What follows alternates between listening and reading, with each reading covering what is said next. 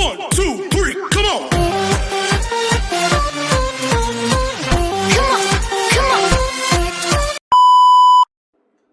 Hello beautiful people! Welcome back to my channel. This is your Mama Sam. Hola mga amigo, amiga, kumare at kumpare. Kamusta kayong lahat? Sana lahat po kayo ay okay at safe ngayong araw na ito. At syempre kung ako naman ang tatanungin nyo, nakikita naman ninyo ang beauty ng Mama Sam ninyo.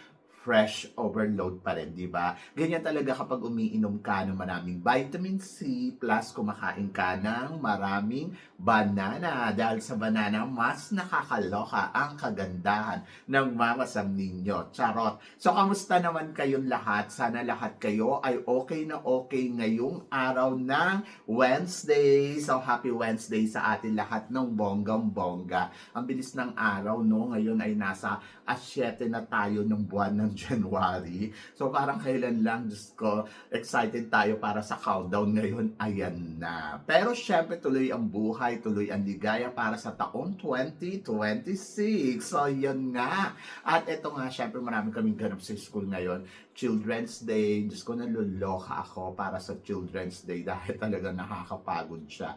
Gabi na kami umuwi dahil sa pagpiprepared sa sobrang dami ng pa-eksena. Pero syempre tuloy ang laban, tuloy ang ligaya, tuloy ang buhay. O, di ba? So, ganun talaga. Anyway, so, bago ang lahat, gusto ko rin munang magpasalamat sa walang sawang tumatangkilik dito sa Mama Sam Vlog. Yung mga makasolid ng mga Mama Sam dyan. Diyos ko, talagang nararamdaman ko yung support ninyo. Maraming salamat. At hindi lang yan, syempre, sa mga bago din nating subscribers, hello po sa inyo lahat. Thank you so much sa love and support, di ba? At kaya naman ngayong araw na to, marami akong hatid na chika na talaga naman, oh my gosh, magtataas ang kilay ninyo ng bonggang-bongga sa mga pag-uusapan natin ngayon. Kaya guys, huwag na natin patagalin ang ating mga chika. So para sa una nating chika, ito nga, Jasmine Omay, bali-balita daw, nasasali daw sa Miss World Philippines. Anong chika mo dito, Mama Sam? Siyempre si Jasmine Omay ang dating reyna ng Universal Woman Philippines, kung saan siya ay talaga namang nakita naman natin kung ano naman ang eksena niya sa international pageant. Matangkad si Jasmine Omay sa totoo lang, at saka talaga yung beauty niya pak na pak, di ba? So, gusto ko siya. Pero, kasi syempre, di ba, dati siyang first runner-up sa Miss World Philippines. Kung sasali siya ngayon at ginulat niya tayo, for sure mananalo na yan dyan. Kasi kapag nanalo yan dyan, ay bongga, di ba?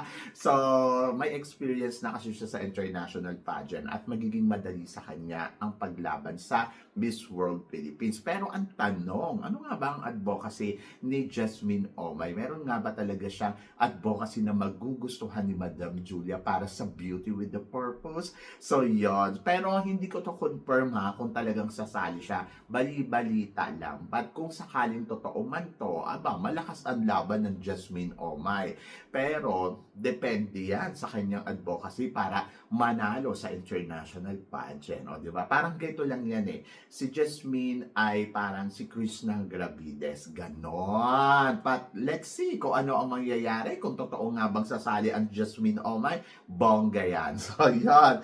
At yon, good luck sa kanya. At syempre, kung dati naging first runner-up siya, sana makuha niya na ang titulo. Diyos ko, Lord, ang hirap din yan, no? Paano kung hindi ka manalo? Di maloloka ka talaga. Anyway, good luck. Pero eto, si Ganiel Krishnan, nagpaplano nga bang sumali ng Miss Universe Philippines? Anong chika mo dito, Mama Sam? Well, ang masasabi ko dyan, kung totoo na plano niyang sumali ng Miss Universe Philippines, bongga din yan. Kasi magaling ang kanyang comm skills, magaling kung paano magsalita, at higit sa lahat, may ganda. Pero hindi ko lang alam kung yung ganda niya ay swak ba para maipanalo niya ang Miss Universe Philippines. Yung sa Miss World Philippines nga, di ba, hindi nga siya nanalo doon. Naging lang siya, second runner-up, first runner-up, na ina-expect ko siya ang mananalo kasi malakas ang laban niya. Pero dito, syempre, kung magbabalik uli siya, gusto ko Na-interview ko 'to dati, sobrang ganda talaga. Yung alam mo yun, yung nakaka-magnet yung beauty na meron siya. At I'm so excited dahil titignan ko diyan kung anong transformation ang ipapakita niya from Miss World Philippines to Universe rather, 'di ba? So si Ganiel ay isa yan sa mga magaling, 'di ba? Okay, let's see kung ano ang maipapakita niya kung totoo sasali siya sa Miss Universe Philippines ngayong taon na to. Magaling yung comm skills niyan. At hindi mo yan basta-basta iisnabin kasi talaga may ibubuga ang ate mo. Diba? So, yon. At para naman sa sumunod natin, chika, Fatima, idol daw ng mga Indo fans. Dahil nga sa bonggang-bonggang evening gown ni Fatima na nakakaloka. Tapos ayun nga, ginaya nga ng mga Indo. So, dito ay pinapakita na talagang idol siya ng mga Indo fans. Well, ang masasabi ko, nakakaloka yung gown na yan at saka dal niyan. Hindi ko alam, pero okay, so maganda. Pero, alam mo yun, normal lang siya kasi parang nakikita mo na siya anywhere. Wala siyang something special.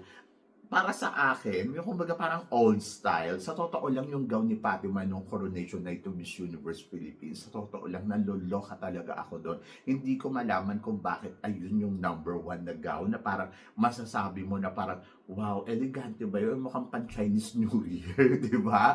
Na parang pwede niya nang suotin this coming Chinese New Year. Naloka talaga ako na parang ang dami-daming magagandang gown, pero parang wow, ito talaga yung choices ninyo. Bongga, yung red niya talagang ang kinang-kinang ng pagka-red niya. Red kung red, o, di ba?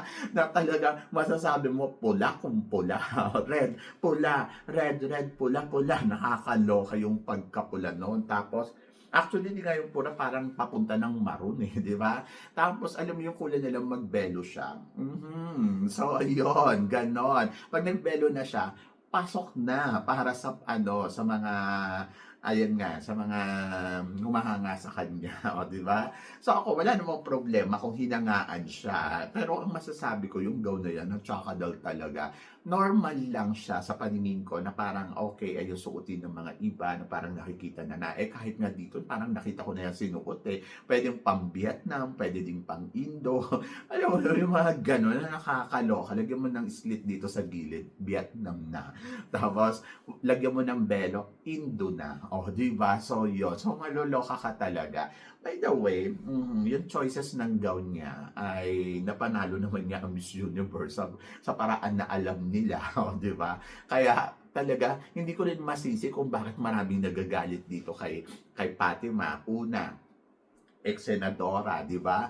Ex-senadora, gumagawa ng eksena. Pangalawa, alam mo yun, yung beauty niya, maganda, pero parang laging stress. Ganon. Maganda si Fatima, sa totoo lang maganda yung mata, pero parang siyang may anxiety na parang ate, depressed ka ba? Yung ganon, na parang hindi mo makitang bumingiti, laging nakasimangot, o di ba? Na parang laging nagtataray, o di ba? Buti kayo nagtataray, matatawa ka pa, pero ito hindi, maiinis ka talaga eh. Kaya nga si Fatima, hindi ko ma-blame kung bakit yung mga tao lagi siyang topic, lagi siyang pinagtatawanan sa social media. Eh paano nga kasi hindi nga makita sa kanya yung Miss Universe vibes ba na parang empowered woman, na lumakad, na naka-smile, na minsan parang mag-fierce. Siya hindi. Lagi siyang nakasimangot tapos bilang magtataas ang kilay. Diba? Diyos ko, Fatima, patawarin ako ng Diyos sa'yo, charot. So, yun. So, good luck talaga kay Fatima na matatapos yung reigning niya na parang ganyan, masama yung loob ng tao sa Miss Universe, di ba? Eh, paano naman kasi, kasama-sama naman kasi talaga, charot.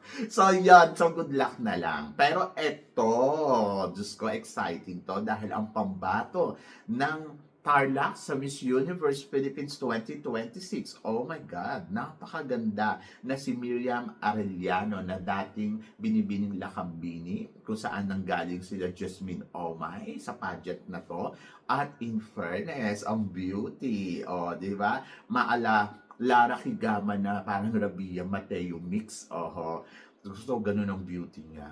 In fairness, ang ganda talaga. Pero syempre looking forward ako kung ano yung magiging eksena. Pero si ate mo kung ito ay matangkad, matalino at magaling ang performance, mananalo to, pwede to at swak na swak para sa laban sa Puerto Rico sa Miss Universe, di ba? So, wag na tayo masyadong sino ba yung papadala natin sa Miss Universe? Sino ba yung dapat? Diyos ko, magkakaroon na din naman ng dayaan, di hayaan na natin kung sino yung mananalo. Sabi ng ganon, dapat hindi na tayo nagpapadala ng candidate sa Miss Universe. Guys, maling pananaw yan, ha? Sa akin, ha, yung mga ganyang pananaw, parang feeling ko, mali na sasabihin natin na hindi na dapat tayo magpapadala ng candidate sa Miss Universe. Kasi parang feeling ko, hindi tayo sports pag ganon. Ang gusto lang natin ay puro crown. Sabi ng ganon ni Miss Ecuador sa interview niya, yes, parang she felt na parang nagkaroon ba ng mekos-mekos dito? Di ba? Yun yung nararamdaman niyang eksakto. Pero at the end of the story, hindi naman niya pwedeng kunin yung corona doon sa sister niya. Kasi parang sister niya yun eh. So dapat, okay, so ikaw yung nanalo, dapat suportahan na lang kita. Yung ganon. So mali yung parang kukunin. Pero ang sisisihin mo talaga dyan, yung naglagay kay Fatima dyan sa posisyon na yan. Kasi wala namang kasalanan si Fatima eh. Hindi naman niya kasalanan kung siya yung binigyan ng corona at siya yung alam mo yon kung nagkaroon man ng mekos-mekos. Kasi nasa desisyon yun ng organization. Yung organization talaga yung mali, di ba? Pero wala namang kinalaman yung mga candidates, kaya nga sila Atisa manalo, to respect her. Kasi parang ang nakita ko, yung lahat ng candidates talaga sila Cote d'Ivoire, nagtaas talaga ng kilay na parang, parang ganon. Pero at the end of the story, they embrace yung sister nila na parang, ipinapakita dito yung sisterhood talaga na parang okay, congratulations, ikaw yung nanalo. Nagtagumpay kayo, di ba? Yung ganon. But, ganon din lang tayo na parang minsan na parang yes, hindi natin matanggap, pero hindi ibig sabihin nun ay wag na tayo magpadala ng candidate. So just game, laro to eh. So pwedeng mandaya sila, pwedeng yes, yung parang yung mechanic ng game ay sundin, yung mga tipong ganon. Ang problema lang kasi sa atin, masyado natin talagang dinidibdib na kailangan ay manalo tayo dyan. Kapag natalo tayo, ay cooking show yan, ganon. Basta ako in my side, ito, I encourage you guys na parang dapat kung nakita natin nag-perform yung candidates natin ng bonggang-bongga, at the end of the story, purihin natin yung candidates natin kasi alam mo na nilaban niya. Kung hindi man naging maganda yung resulta, at least alam mo na ay in fairness, Diyos ko, 3 taon na tayo nilalaro dito. Lagi ba tayong magugulat, di ba? Kumbaga parang dapat sanay ka na sa game nila na parang, okay, so swerte-swerte na lang yan kapag bet nila manalo ang Philippines. Kaya lang sa mga nangyayari ngayon, mukhang maapektuhan talaga ang Philippines kasi imbiyer na sila sa mga sitwasyon ngayon dito sa social media, di ba, about Chavit. So, yon. But just keep going, keep fighting. Magtiwala lang tayo sa candidates natin. At least yung candidates natin ngayon, pumupunta sa top 5, di ba? So, nakikita natin sa top 10, yung kay Donald Trump noon talagang totally wale, di ba? Parang good luck sa'yo, parang introduction ka lang, ganon. So, kaya okay lang yan. So, ito ang sumunod na chika. Sabi ganon, si Atisa kaya ang susunod na magiging national director ng Miss Universe in the future. Kasi di ba nagsimula kay Shamsi, sumunod kay Ariela Arida. So pare-pareha sila mga third runner-up. Hindi imposible. Hindi imposible na alam mo yon na ma-welcome to si Atisa as National Director ng Pilipinas sa Miss Universe Philippines, di ba? And then, let's see kung ano mangyayari in the future. Maganda yan kung kukunin at plano nila. And then, parang feeling ko naman si Atisa ay willing naman to work sa Miss Universe Philippines. Lalo na 2 beses na siyang sumali dyan. Tapos, alam niya na yung kung paano at ano ang hinahanap kasi na-experience niya rin. Ako para sa akin maganda yung may mga may experience na talaga na maging national director. Alam mo kung bakit? Kasi katulad niya ni Shamsi, ni Ariela Arida. Si Ariela Arida nga magaling kasi alam niya talaga kung ano yung dapat. Kasi experience nila. Experience nila kung paano nila nilaban ang Pilipinas sa Miss Universe stage. Experience nila kung ano ang gagawin at ano ang kailangan. At katulad ng at isa, may experience na siya na parang, ganito yung dapat, at ganito ang mga eksena. Di ba? So ako, agree ako dyan. Kung maging national director si Atisa Manalo in the future ng Miss Universe Philippines, go, go, go, go, go. Di ba? Ulitin ka natin, go, go, go, go, go. Di ba? Nakakaloka yung go, go, go, go, go na yan. Anyway, so para sa sumunod na chika, ito nga Chelsea Fernandez, pinaghahandaan na daw na Sultan Kudarat ang kanyang homecoming. Ano chika mo dito? Natural. Kasi 'di ba, parang pinaghandaan nila yan ng bonggang-bongga. So, nakikita ko na talagang bobonggahan din nila yan. Ako naniniwala naman ako na si Chelsea Fernandez na ginawa naman niya yung best niya talaga.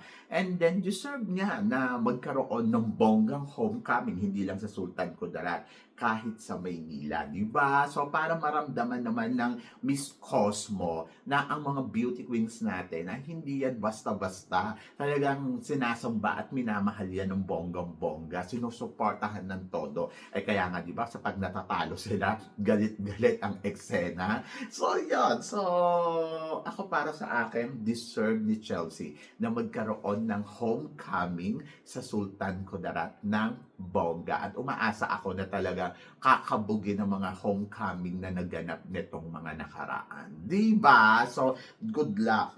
Good luck talaga. And then, para naman sa sumunod na chika, eto nga. So, tingin ko daw ba, ang mga sisters na mga reigning beauty queens sa Miss Universe, yung mga past winners na, tanggap kaya nila si Fatima? So, yan. Maganda yan. I think, yung iba siguro, parang aware naman na sila na parang, okay, mekos-mekos yung naganap dito sa Miss Universe. For sure, aware sila.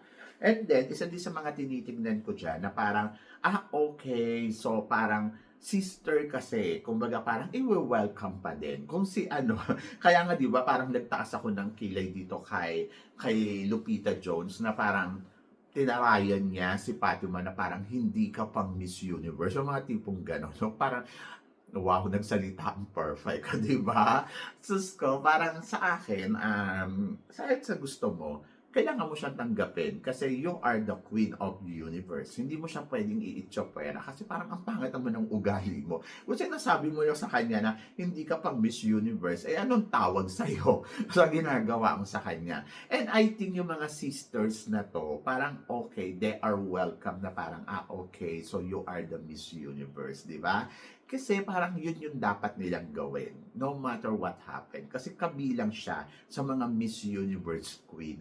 Pero syempre, hindi naman bobo ang mga Miss Universe na to na parang paniwalaan nila na nanalo ka dahil magaling ka. So yun, hindi nila paniniwalaan siguro yun. For sure, alam na nila kung ano yung mga eksena ganap na nangyayari sa Miss Universe. Kaya nga kapag may naging Miss Universe host dyan na galing sa Miss Universe, trabaho lang, no? Diba? Like si Arboni, parang trabaho lang tayo. Doon lang tayo sa work. Tignan mo si Arboni, walang reaction after. O, diba? So, yun. Ganun talaga. So, dapat matuto kang sumakay sa flow lang na nangyayari. Bayad naman siya dyan. O, diba?